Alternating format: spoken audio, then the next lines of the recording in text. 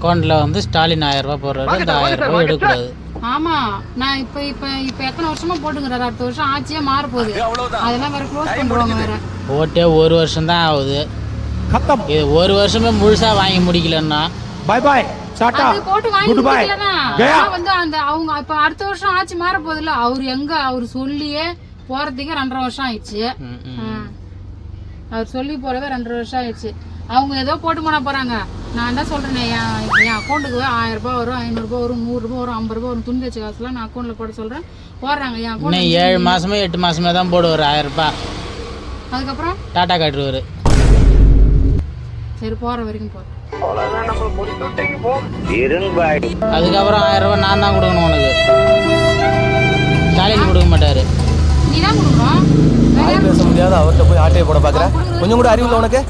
அவங்க கொடுக்கணும், அப்ப நீ தான் கொடுக்கணும். எவ்வளவு டிஸ்டர்பன்ஸ் ராஸ்கல். கொடுத்துடலாம். பை. பின்ன கொடுக்க மாட்டாங்க. சந்தோஷமாக வீட்டுக்கு செல்லுங்கள். நன்றி, வணக்கம்.